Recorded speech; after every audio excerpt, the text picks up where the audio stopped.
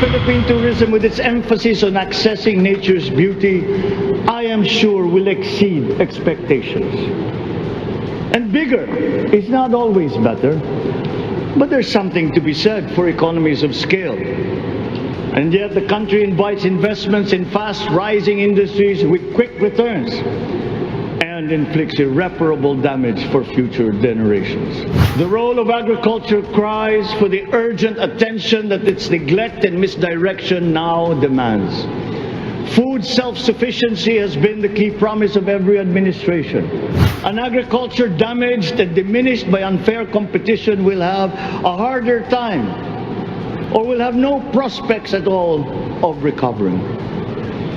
Food sufficiency must get the preferential treatment the richest free trade countries always gave their agricultural sectors.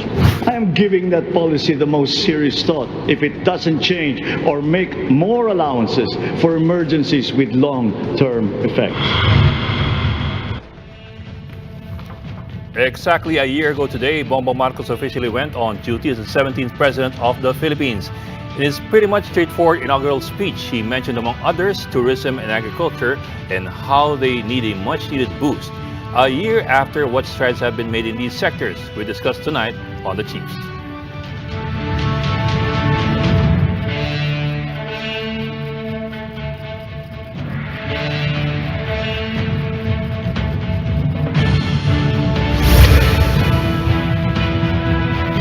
Welcome to The Chiefs. I'm Ed Lingao. With me tonight in the studio, Robbie Lapay of One News, and of course, Lucy Cruz Valdez, the head of News 5. Chiefs, happy weekend. Happy weekend. TGIF. It's always evening anyway, so I'll just say good evening. Okay. Siguriste. Oh, anong dating sa inyo ng bagong slogan ng DOT? Do you love it? That's the question. Do you love the Philippines? And to be politically incorrect, if you're Japanese, how does it sound? What? Rap. Do you rub it? Be Hindi, politically akala- incorrect. Okay, so The how does first it rub time- you? Well, I'll be honest. The first time I saw it, I didn't love it. I'm trying to keep an open mind, di ba? Kasi we want to see how it's executed. Kasi the second thing I thought of, nung lumabas yung It's More Fun in the Philippines, yun lang, yung linya lang yung nakita mo. Tapos parang isip mo, haba naman nito, di ba? Parang ang, I mean, so, but literally within 1 hour, I remember that because we were still editing Interaction. Within 1 hour, you could see people jumping on the line. They were starting to post their own take on, Yeah, di ba? I remember that. Because within 1 hour, ang saya, di something ba? like Parang, diving is more fun in the it's Philippines. more Nilagyan fun. nila ng mga ganon, di ba? Or joking is more fun. Diba? tsaka yung iba pilyo, di parang hot tub in the Philippines. Tapos nandun siya sa Aklan na pinapakuluan sa... Right. But I remember that. So ako, I'm trying to keep an open mind. Malay naman natin, it might become something. We'll want to see also how people take it up. Pero, That's true. Oo nga pala. I remember nga that. Tama. It's easy kasi with More Fun in the Philippines kasi mga Pinoy, kahit Fun trahedya, talaga. tatawa pa rin eh. Di ba? Tatawa, imbes na Yeah. umiyak, o magmuni-muni, Yeah. ingisi, magbibiruan, mag-aasaran. It's really more fun in the Philippines. So it's easy to relate to. pero nakita natin. I mean, we can relate. I mean, I'm still trying to be fair about this. I mean, I think we can relate to loving the Philippines. Di ba? Pero ay nga rin. But the other thing... But it's not addressed to us. Yeah, it's just for us. Oo nga. That's the thing. It's for I mean, outsiders. I love the Philippines. Oo. Pero what will make others love us? I mean, that's what I want to Meron know. akong mga nakita, lalong na hirap na puro editor ang mga circle natin. May nagsabi, imperative sentence. Di ba? Parang kang inuutusan. Di ba? Command. Sabi ko, inisip ko rin naman, Pati yun na. baka naman yung imperative maging declarative later on the part of tourists. They Yeah. might say, I love the Philippines. Maybe some people might take it that way. Love the Philippines. But maybe too much, maybe, Robbie. I don't know. Hindi kaya nga ako, Diba? like I said, I'm trying to keep an open mind about, but I'll be honest, so far, at the first blush, I don't love it. We'll see how it runs. Let's Yeah. try to ask the experts. Ah. Let's ask Okay. what's behind the wisdom, So if any. after the break, we get the insights of our guests on what President Marcos has done for these sectors, among them tourism. The Chiefs will be right back.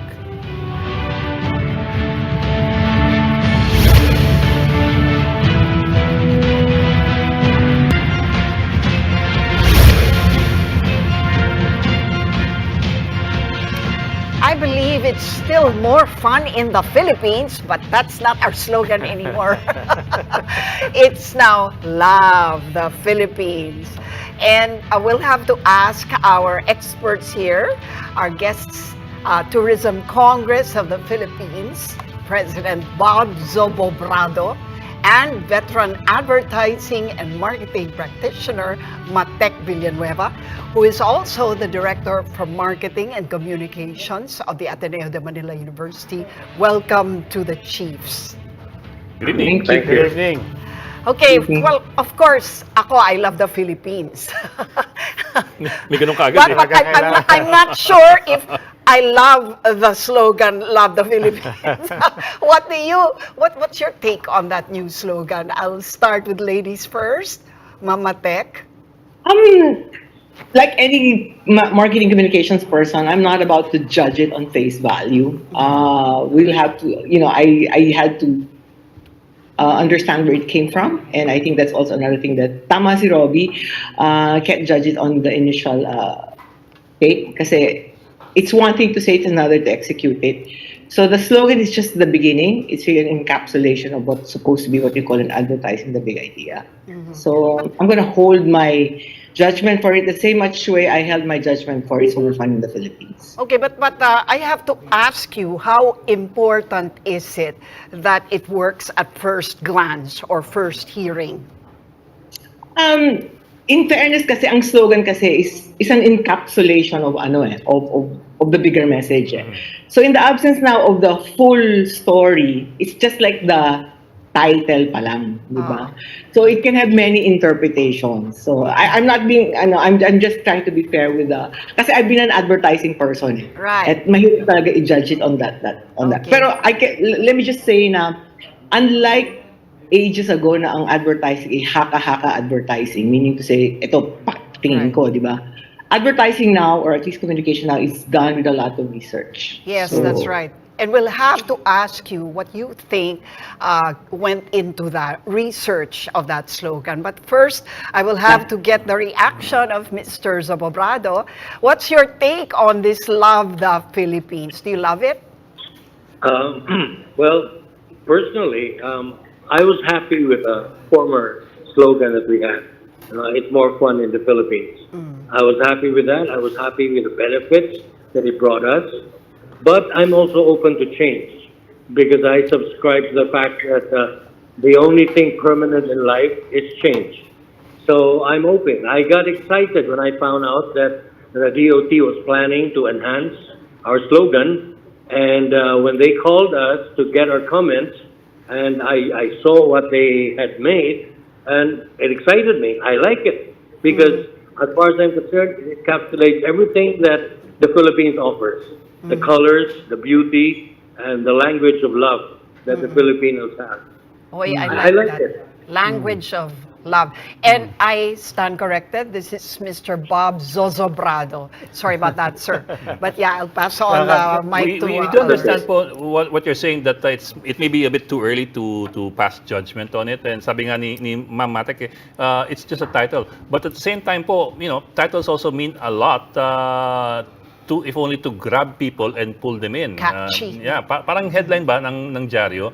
If you don't do it right, then nobody will bother, or people might not bother to read. Yeah. So yun po, with that in mind, at least yung initial na baka naman you can give us an initial, not assessment of course, impression might be the word. Because yun din po people abroad, foreigners, before they see the ads or word of mouth, ano pong impact sa kanila ng Love the Philippines? Are you asking me? Both of you po. Mr. Zozobrado first. Okay. Well, maybe because I'm a hopeless romantic. You can't go wrong with love. as far as I'm concerned. I really feel that as far as the Philippines, the slogans we have right now, love the Philippines, is what the Philippines stands for, really love. And, through the years, we have wowed our tourists to come here. And then when they finally arrive, they had more fun in the Philippines. When they're ready to leave, then they realize that they're falling in love with the Philippines. So that's the progression of this slogan. Mama Tek? Again, I'll take it from a communications point of view, no? Because tourism ang experience is very emotional. Using the word love can be quite inspiring and quite intriguing for a tourist, especially who hasn't been here. So I think what it's trying to do is also trying to attract people who haven't been here, and so it's quite an intriguing line at the very least for especially for young travelers, people who have no idea what the Philippines is all about. My question is, nabanggit nyo nga, Matek, na before in traditional campaigns, you would have time to execute. You would have time for something like this to marinate, diba? And then you'll see what people do with it. But in an age of social media, where instantaneous yung pick up ng mga tao, whether they're coming from a position of cynicism and being snide, or immediately saying, "Oh, I love it," and I'll run away with it. What is the risk as well? Because I imagine the shelf life might be long, but it also has in this day and age of social media, the instance and the moment is also so important. Like, while we're waiting, for example, for the official campaigns to roll out in a week or 2 weeks or maybe even a month, this could take on a life of its own in social media. I'm wondering, is there a risk there as well? There will always be a risk, but apparently, when they developed the line or the I'd like to call it the tagline, they actually looked into social media. They did deep dives, okay, and ito yung mga pinagtahi-tahi kasi nila. They found out that people who come here actually, what they realize is that the Philippines exceeds their expectations. And the word that they kept using or kept referring to their experience of that exceeded expectation was love. They love the food, they love the beaches. So love was a very consistent expression of people who have experienced the Philippines. Yeah. So I think they're taking, and that's what I meant by research. So they're using now not just yung research na by numbers, but apparently yung mas qualitative. And so I think that's where they're coming from, and that's why they zeroed in on the word love. Mr. Zobo, So saying Zobo. to say na there are risks. Of course, there are risks, but when you use research, you kind of like try. That's how you try to minimize risk Right. in communications. Yeah. Mr. Sosobrado, I have to ask you because you said earlier that you love the more fun. And most people now are actually thinking, bakit ba kailangan pang palitan? Napaka-effective naman na. Is there such a thing as an aging slogan or marketing tack? I don't know, that you have to change it every so often? Meron bang shelf life, yung mga ganyan? We actually had a choice to retain the old slogan or to come up with something new. If we retain the old slogan, that would have been fine.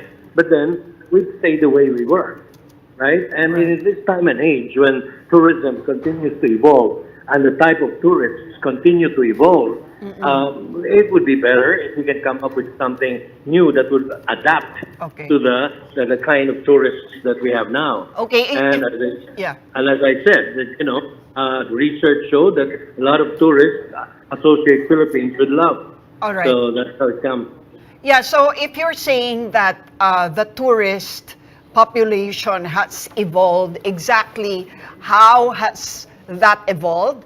Are we now targeting I don't know, vloggers, because they're force multipliers, di ba? When a vlogger actually vlogs about the Philippines, abay, ang dami talagang nagre-respond. So I'm wondering, from a marketing perspective, and Mama Tech, you can chime in, ha?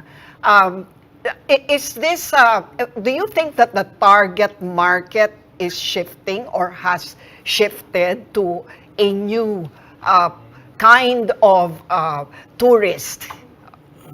Yes. The market that we have now is they prefer experiential tourism, whereas before the tourists coming to the Philippines would just be contented with taking pictures of a certain attraction. That's it. Now That's everybody true. wants to come and experience what we Yes. have to offer. So that's the reason why love, I think, is very important when it comes to that aspect. Good point. Mama Tech? I think we also have to take into consideration fact, Lucina, we came from a lockdown of 3 years. We came from a pandemic. We came from a situation where, Diyos ko, makakalabas pa ba ako? Makikita ko pa ba ang mundo? Di ba? And it came at the time when people it was so easy to travel. Yeah, and then suddenly it was cut. So, I think the kind of tourists now, at least the current mindset for the next couple of maybe years, is yung revenge. Right. Di ba? Yung bang, babalikan ko kayo, di ba? Susulitin ko to. So, it's a very emotional kind of, it's the adventure to them is like, babawiin nila yung nawalang 3 taon sa kanila.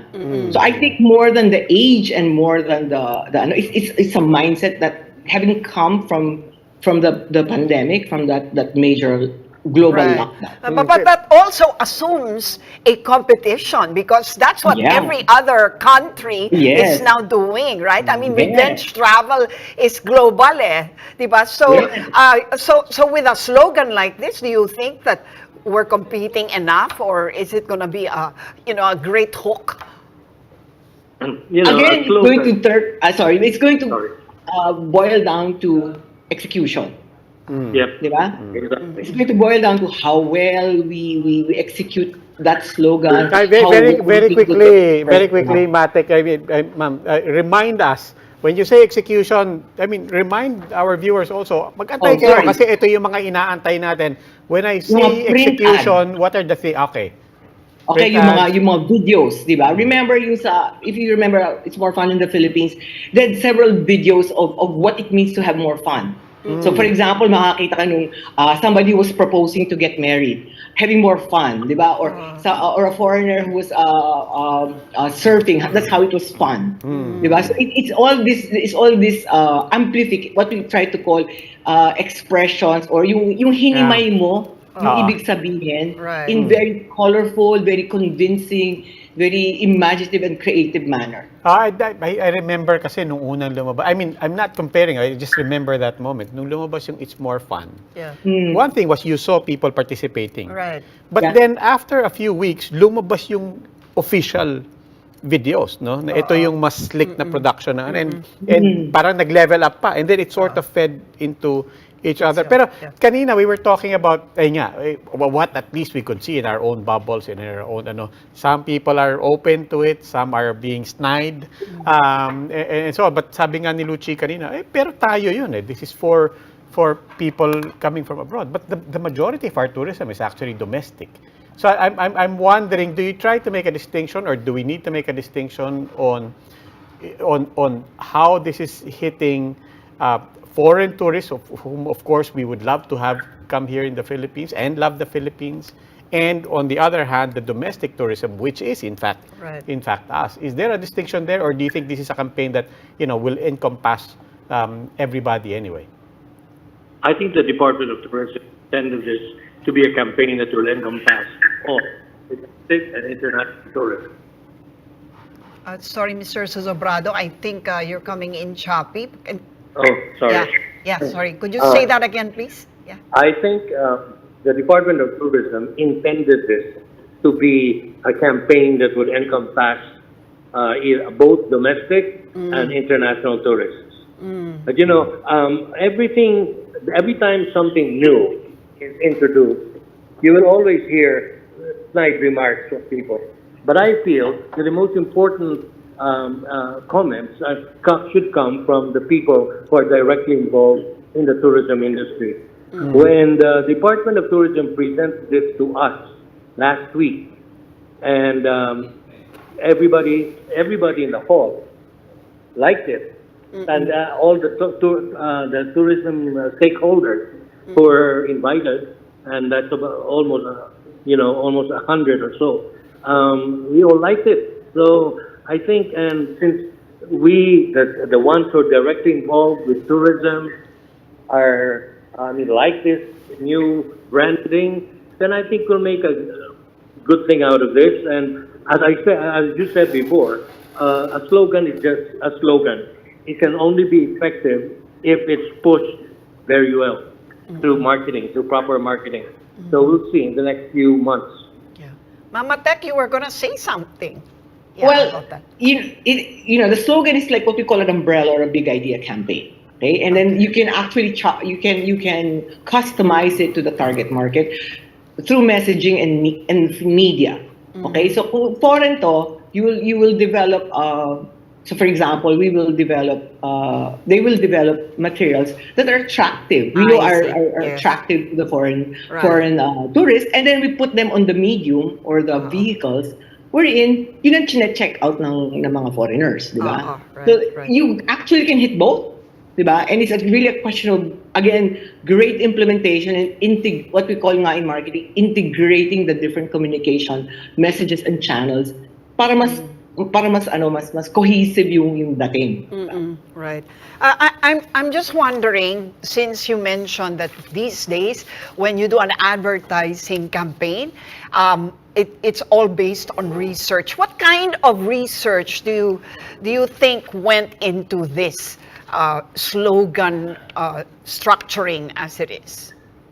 Well, if I'm going to base it on the public PR, the launch materials that they did yesterday, apparently they did a lot of digital reading of competition, and that they also had, apparently DOT shared with them some of the feedback of tourists who have come to the Philippines and what's their feedback, and then they looked into how people were expressing their experience online. Yeah, yun nga tatanong ko eh. Part of the whole communication process is the platform. So I'm wondering now whether you think that this kind of platform should lend itself more and more to digital, as is everything else these days. But and how much of it will be addressed to, let's just say, mga CNN types, yung mga global na reach, pero television and legacy platforms pa rin. What do you think, Mama Tech? They're quite expensive. Yes, I mean, they are. one spot there is like parang kalahating taon na ng advertising budget ng isang radio station dito. So they'll probably go more niche. I think they'll probably do more vlogging, more on they do the TikToks of this world and all that. So they will do more digital because it's more how would I call it? It can be more targeted. Right. It can be more focused, and it will it's more cost efficient at the end of the day. Kasi when we start, ito kasi ang problema, Luchi, pag nag-advertise na tayo abroad, ang bayad natin dollars. That's true. Yeah. Times 50, di ba? Mahal ka agad, no? Di ba? Boom, kaagad, di ba? I know.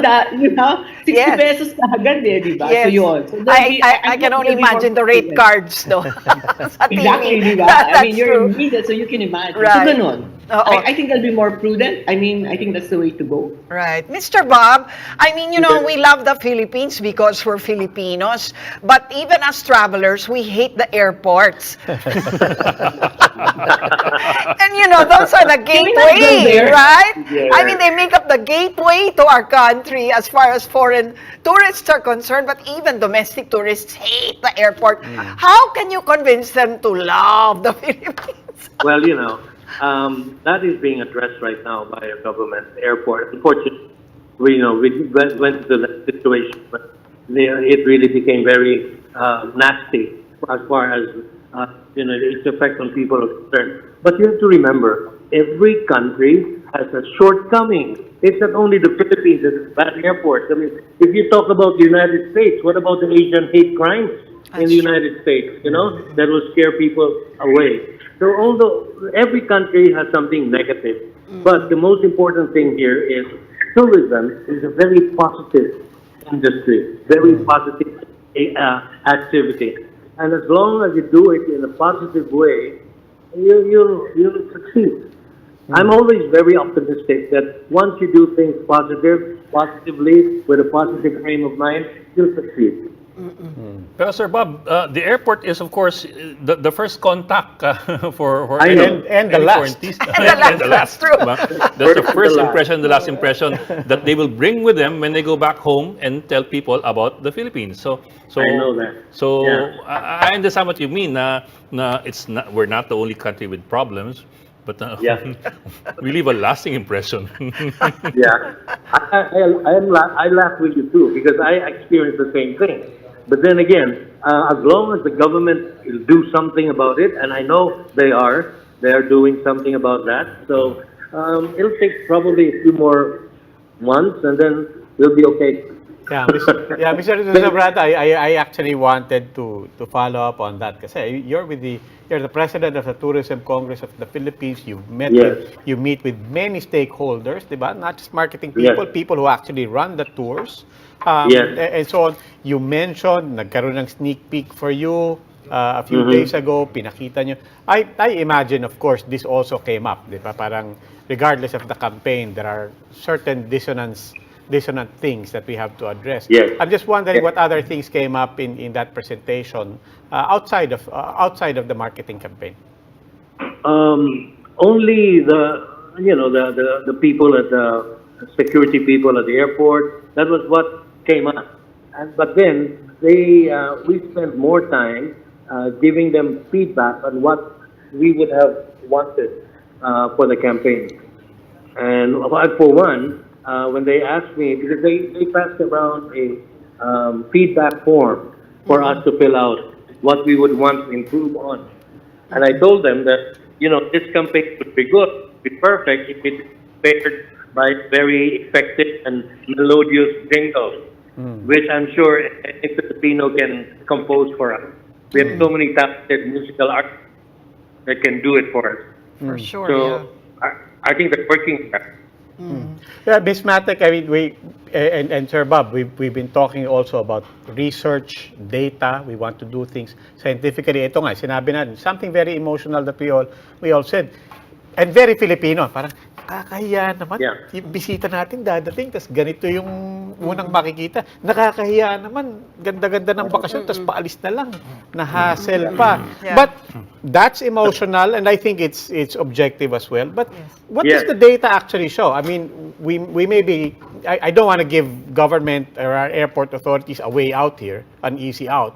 But in reality, do we have research and data that actually shows us objectively, yes, bad trip yun, but at the same time, mukhang mananaig pa rin yung experience nila sa mga isla natin. I mean, what is the data showing in terms of a lasting effect of the first and last impressions of the airport?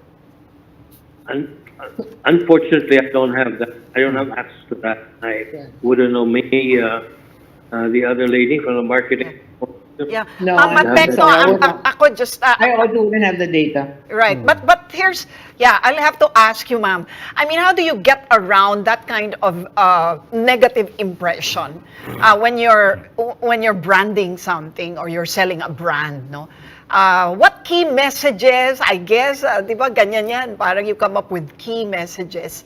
What key messages do you think can kind of like overpower that impression that could probably hit them or has hit them once and maybe made them hesitate to return? Usually, what we do is we overemphasize on the good part while we're working on the bad parts. Okay, while we're working. So I have to ask Mr. Sobrado, what kind of work? Even in marketing, that's how we do it. No, di ba? that's true, that's true. Ayos namin yung produkto. Right. Oo nga. Distract mo. Oo, exactly. Ganun, di ba? But Hindi I naman just pwedeng wonder, just let it happen. yeah, infra-wise, what have we done? Apart from the airports, never mind the airports, we got that covered as far as knowing what's wrong with that. But, you know, when you get to the destination itself, you know, how do you overpower the impression nga that when it's too dirty, it's unhealthy, etc., etc. Magulo. Stuff like that. Yeah, and the gulo, the transport, the traffic, everything. You know, surprisingly, and this is from data, well, at least also experience in the past, it's our people.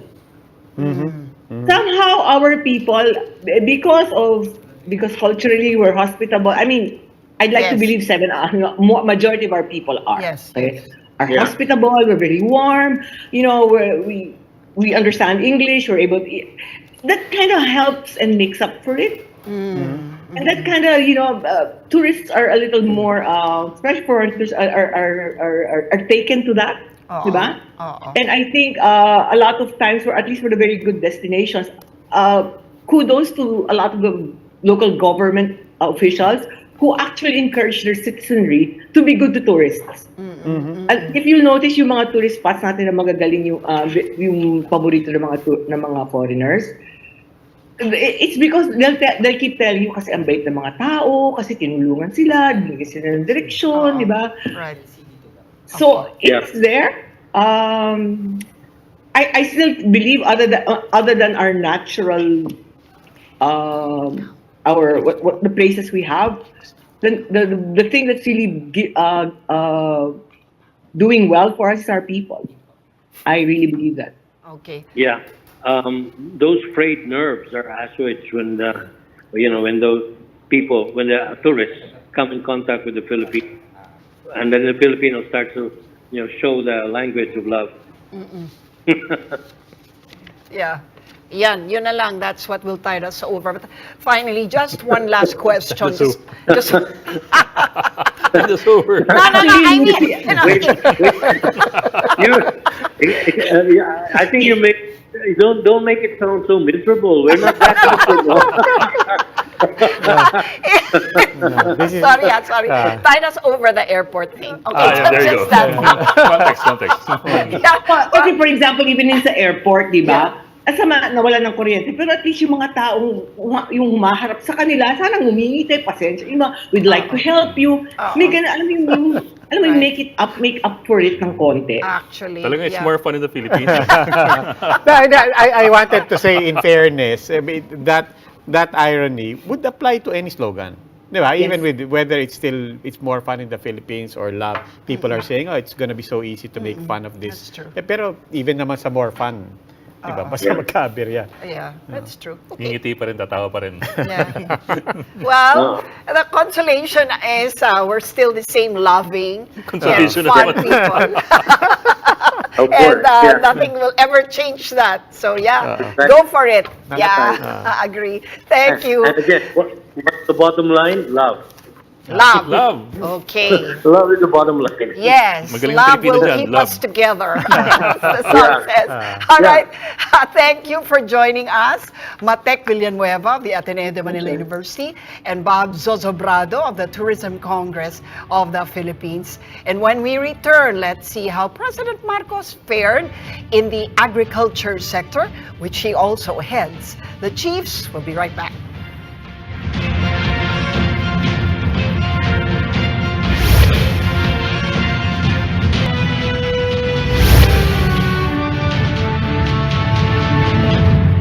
We're talking about President Marcos' first year in office. Kamusta kaya ang performance niya pagdating naman sa agrikultura? Lalo na, at siya pa rin ang Department of Agriculture Secretary. Tanungin natin si Jason Caignet, Executive Director of the Samahang Industriya ng Agrikultura or SINAG. Welcome back the Chiefs. Jason. Good evening. Good evening. Magandang gabi po sa lahat ng nanonood at nakikinig. Jason, I mean, this is in fact the first anniversary officially of the term of President Marcos. Umpisa na lang nandito. We've been talking to you through the course of this entire first year. Are you surprised that we are still talking about Agriculture Secretary Bongbong Marcos? Not really. Yeah, in a sense, kasi we were one of the groups that pushed na siya muna yung maging secretary, given yung problem nadadat na niya sa DA. And siguro 12 months after,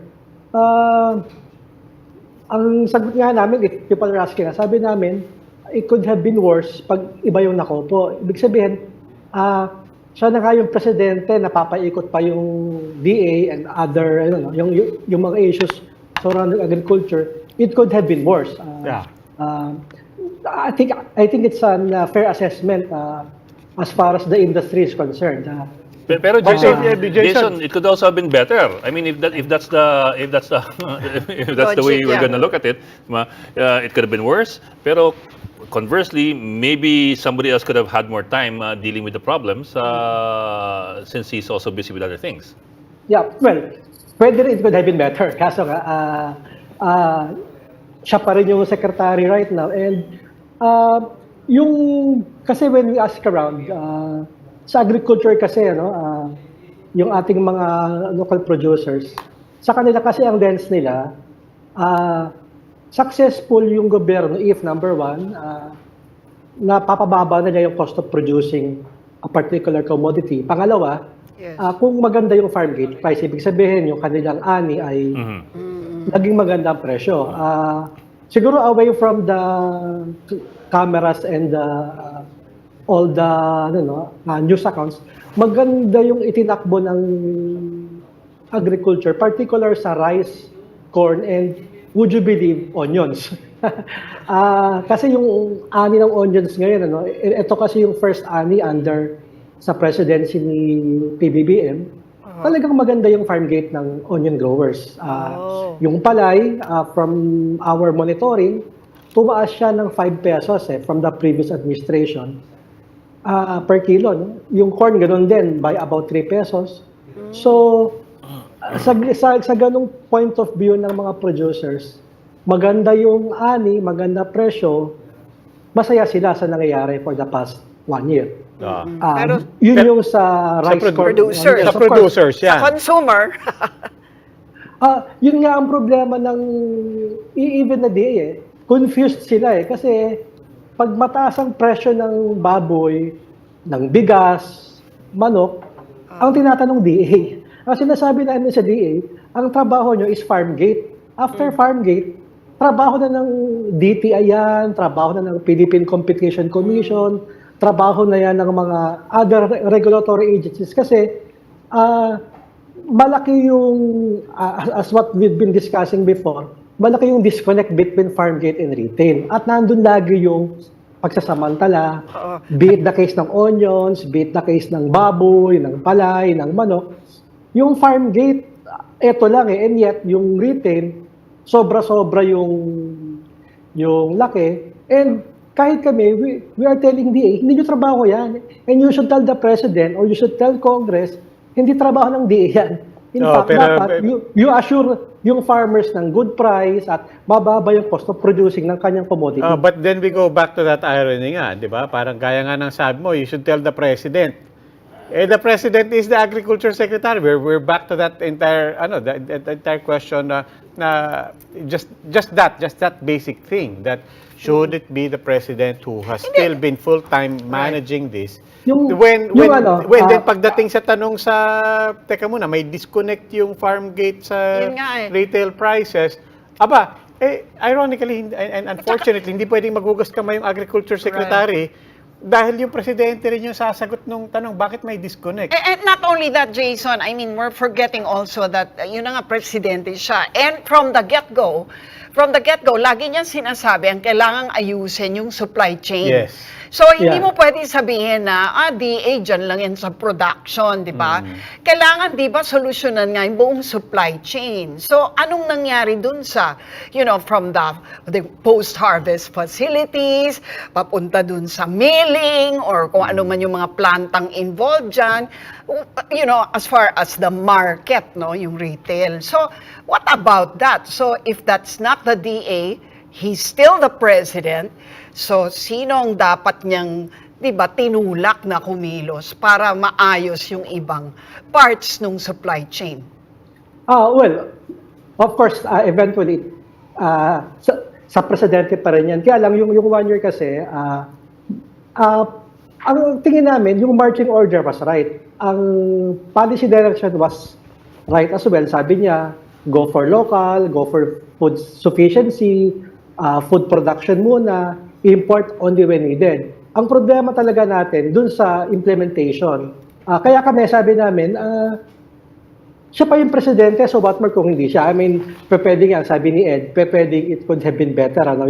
That's the other side. Kaya lang kami, we're looking at kung sa implementation, either deliberately hindi siya sinusunod or may lost in translation somewhere.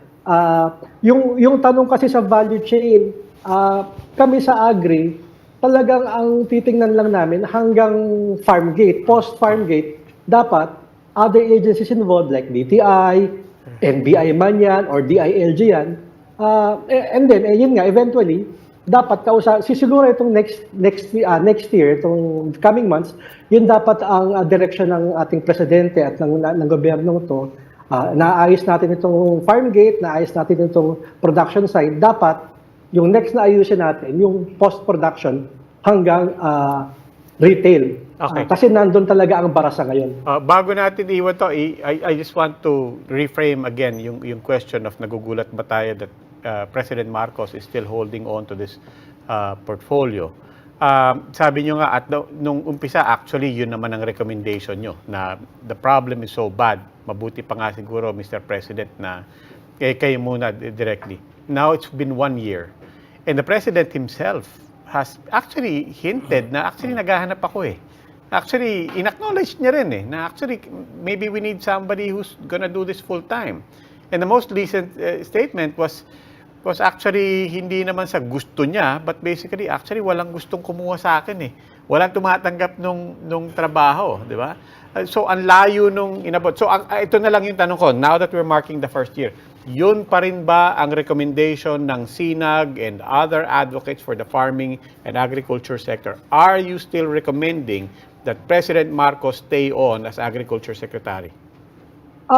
Nag-usap-usap kami, talagang burning question niya. Sa tingin namin, at least 6 months to a year, dapat siya pa rin ang secretary. Pangalawa, tama yung sinabi niya. Actually, marami siyang kinausap, kaya lang, these are mga nasa agri din.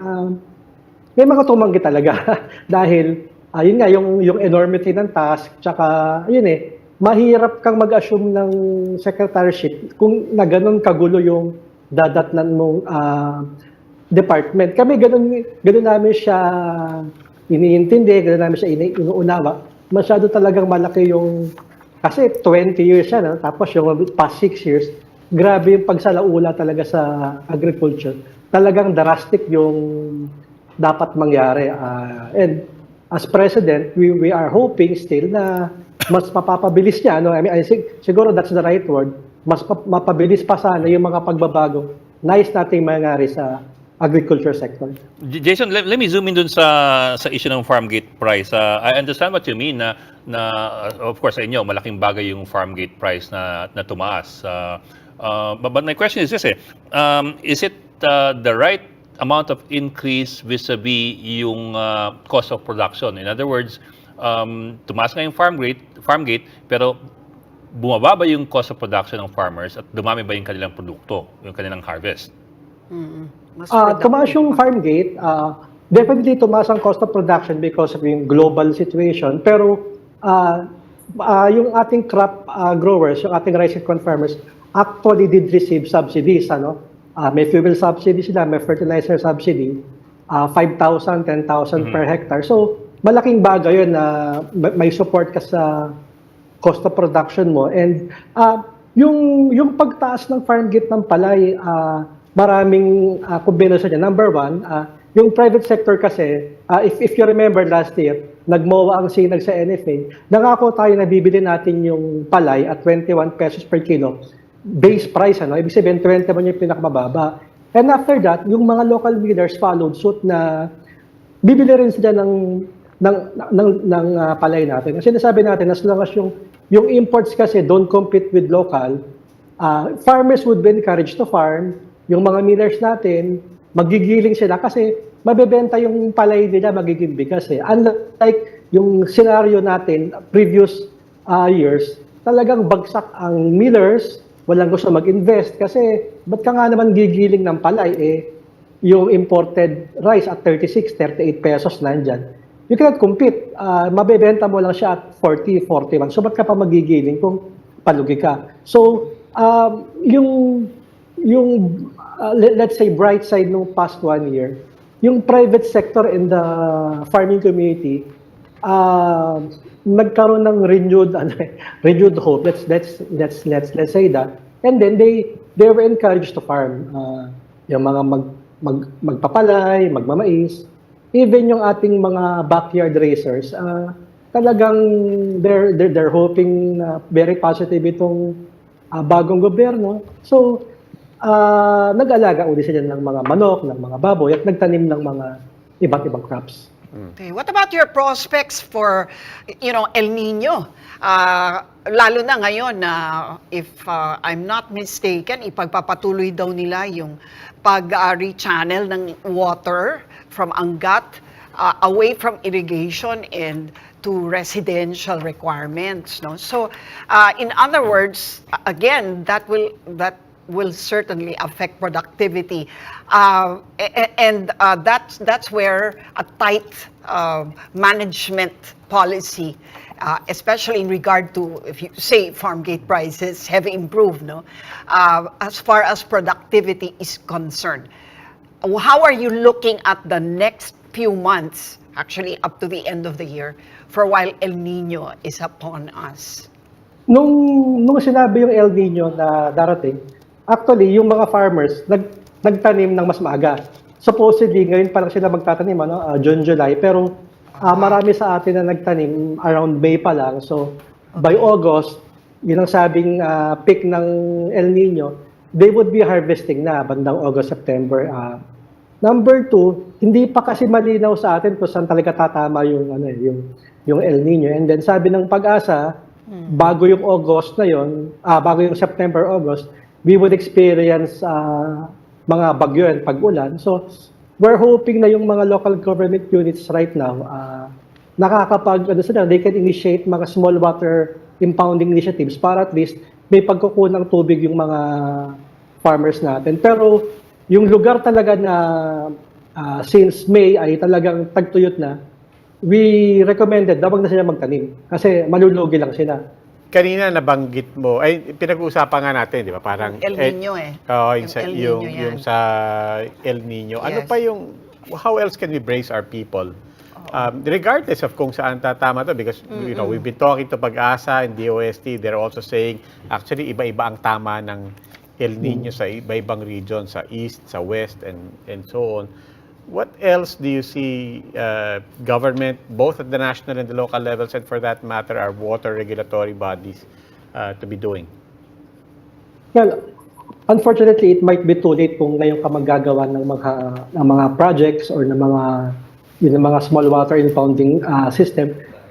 Too late na siya if you're looking at this cropping season. So, kami sa mga farmers, if they're asking, sabi natin, kung talagang dry spell na kayo for the past month, huwag na kayo magtanim kasi talagang wala kayong aanihin come harvest time. So,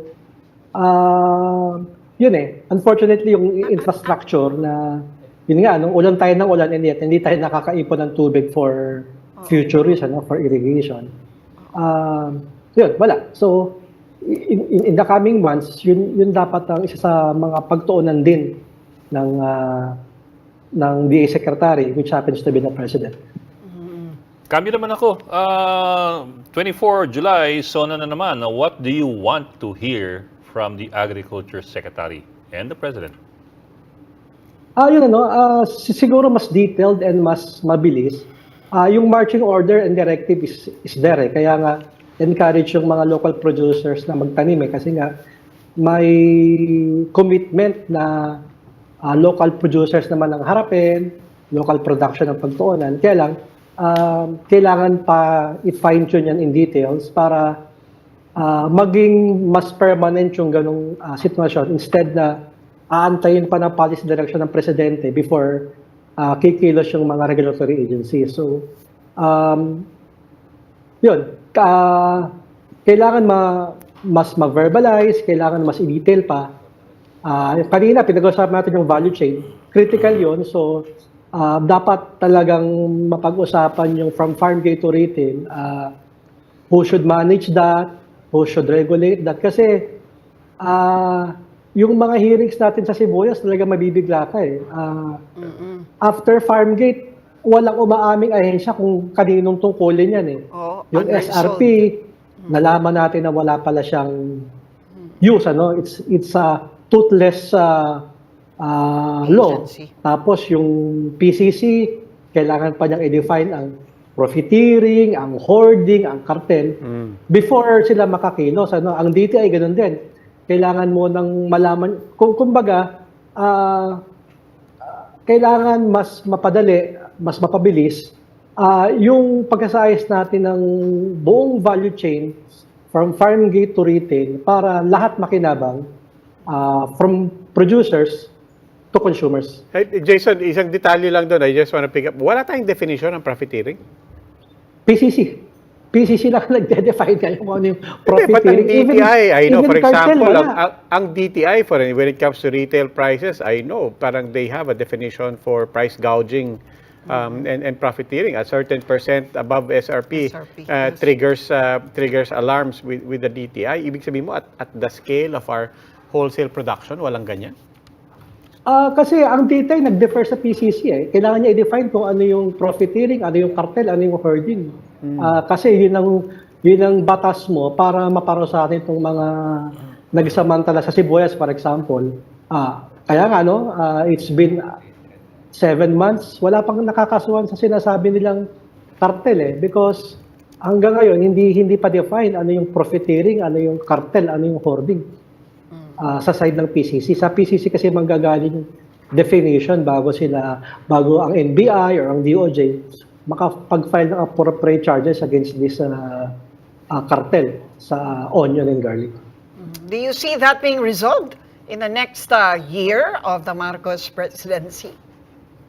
Sana. Kasi sabi nga natin, araw-araw meron kayong report ng smuggling, may report na nakuhuli na nasasabat. Kaya lang, tayo sa sector, we want na may masampulan. Kailangan may maparusahan, kailangan talaga makulong. Kasi kung puro ka huli, puro ka report, yan, nasasabat mo sila, pero at the end of the day, if you look at the data, unfortunately, ang DOJ mismo nagsabi, wala pa silang nakakasuhan ng smuggling, much more yung cartel or profiteering o hoarding. All right. Okay.